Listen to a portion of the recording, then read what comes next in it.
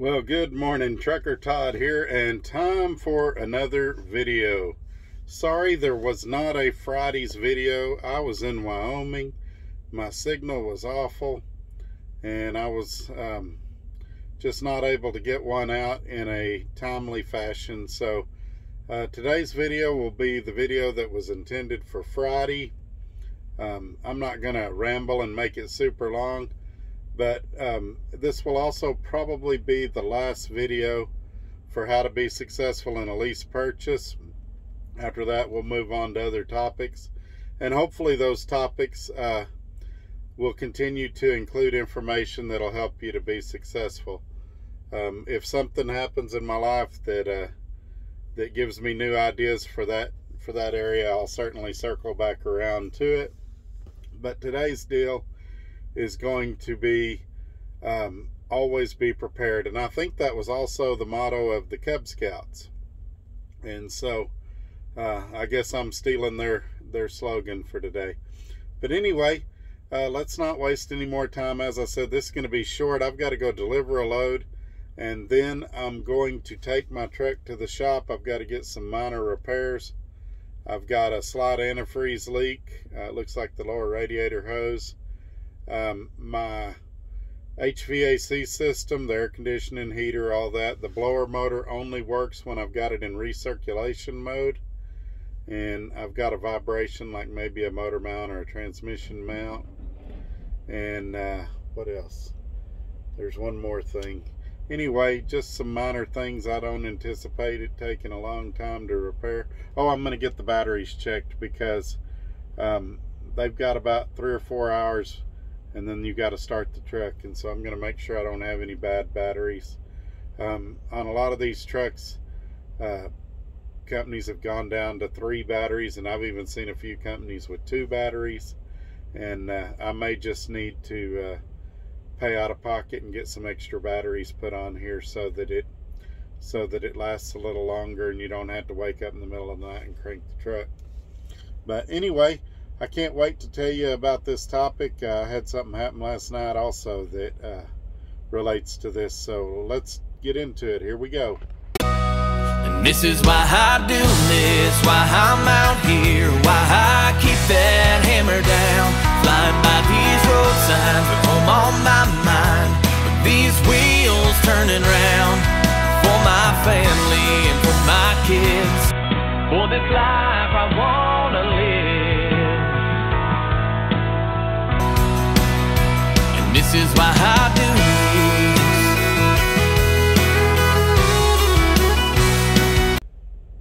Okay, just like always, let me remind you guys, check down below the video. Make sure that you are still subscribed. YouTube has unsubscribed some people. Give me a thumbs up. Share this video on your social media platforms. Speaking of social media platforms, when we get to 500 subscribers, we are going to start a Facebook page. I think we're at 480 something right now. So you'll want to be a part of that once that happens. My Instagram's down there. Feel free to join me on Instagram.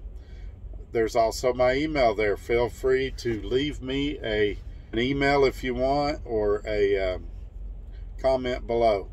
Also, you guys know that I love working at Dart Transit. If you'd like more information about working at Dart Transit, my recruiter that I works with, information's below, their phone number's there, and they're very good about answering questions and getting you on the road to a better career. So if you've got any questions about company driving jobs, dedicated jobs, over-the-road jobs, lease purchase, any of that, contact her or I, and we'll be glad to answer any questions you might have. And so, without any other ado, let's jump right in. Last night, and I've mentioned earlier in this video already, I've been planning this video since last week. Wasn't able to do it because I was in Wyoming. Last night, my phone bit the dust, and I had to factory reset it. And I'm still dealing with the consequences of that this morning. Trying to get apps to work. Some of my apps aren't accepting passwords, things like that. I do carry 2 spare phones on the truck. That's part of the way I'm prepared. But you truck drivers know, company drivers even, how important your phone is when you're a truck driver, for communication with family, for contacting shippers and receivers and things like that. So part of being prepared for me is carrying extra phones. And I'm back on the main one now, but like I said, it's going to be down a lot of today. We can't talk about being prepared without talking about trip planning. Part of being prepared is knowing where you're going, how you're going to get there, where you're going to buy your fuel, things like that. Also, ETAs and PTAs, knowing when you're going to get there and when you'll be ready for your next load. I've seen that destroy a lot of guys. I had one guy at the previous company tell me, well, I'll be there when I get there, and they can just accept it. Yeah, they can, but they're trying to do the same thing you are. They're trying to get you set up for your next load. And the better you communicate with your point of contact, dispatcher, fleet manager, whoever you deal with at your company, is going to directly affect your success, possibly more than anything else. I know here at DART, it's not uncommon for several hours before you deliver, them already have you pre-planned on another load to keep you moving. They've got tons of freight here, freight upon freight upon freight. Sitting should not be a problem here.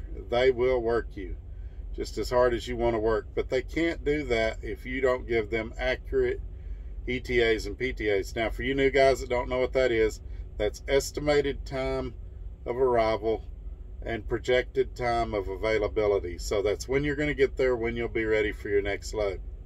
And so those numbers are very important, yes, those numbers are very important. And you want to be just as accurate as you can on that.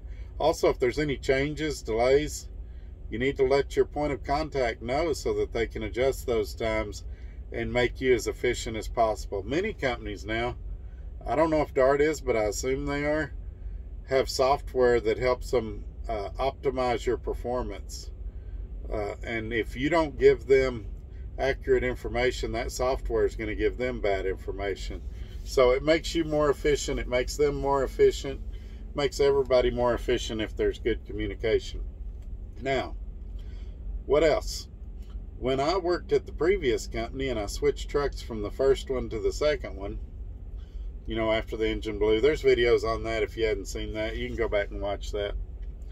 The guy, my point of contact there that was helping me switch trucks, saw all the stuff I was loading in the truck. And he's like, man, did you bring your whole house? And I said, no, I came ready to work. And that's really true. If you look in my truck right now, I've got a decent amount, let's call it a moderate amount of tools. I've got a fifth wheel puller. Even though mine has the auto unlocking fifth wheel, I've got a puller in case it screws up and I need to pull it manually. I've got probably 3 or 4 days worth of food. I've got 1.5 gallons of water for my CPAP machine.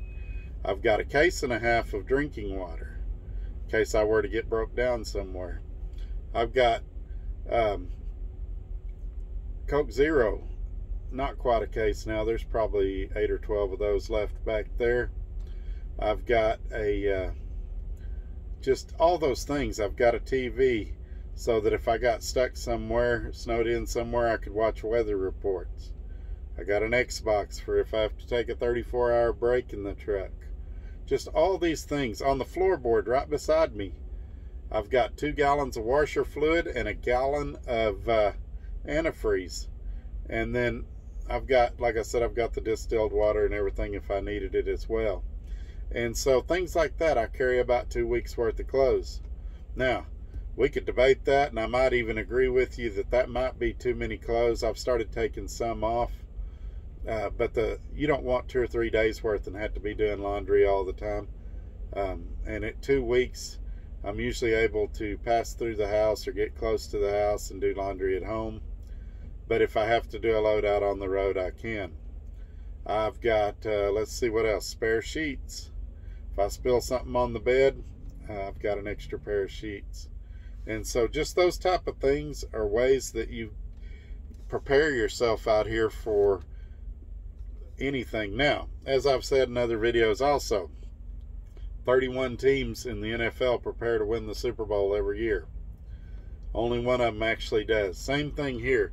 You can lay out all the foundational preparation you want to, and some things are still going to happen that are outside of what you could have possibly imagined. But the more you can be prepared, I've got fuses, things like that in here, spare light bulbs. And a guy asked me the other day, do you work on your own truck? I said yes and no. I don't do my own oil changes. By the time you buy 12 gallons of oil and 3 filters and the grease to grease everything, you're not really saving much, and it's going to take you a lot more time than if you pull in a Speedco or a TA and let them change your oil. So, but if I need a mud flap, a light, things like that, a fuse, I do those things myself. It saves you time, it saves you money, and it gets you on the road that much quicker. So I'm not saying that it's possible to have the Batman utility belt where everything that goes wrong, you've got a solution in your belt.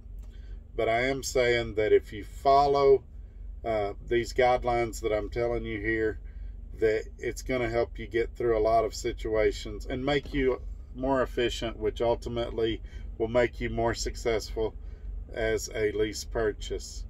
So I'm going to wrap this up. I've got to eat breakfast super quick, and then I've got to go over and deliver this load. I think I mentioned it earlier in the video. My truck's going in the shop, so I'll be at the Ellenwood, Georgia terminal in Dallas. Probably by the time I get there, I'll be there today and tomorrow, so I'll just do a 34 there. Might go to a hotel. I hadn't decided yet. It'll depend what they tell me when I get there. If I didn't mention it in the video, I'll go ahead and mention it now.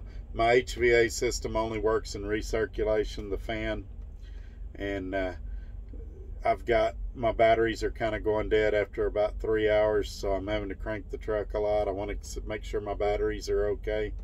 I've got a vibration, especially at idle and when the engine's under a load, thinking I might have a motor mount or a transmission mount or something like that. So I just want to get those things looked at and fixed. I've about used up my 70 anyway, so now's a great time to get those things done. But anyway, I'm rambling. This video is longer than I intended it to be, and y'all have a great one. We'll see you on Wednesday. I think you're going to like that video, so we'll see you then. Bye-bye.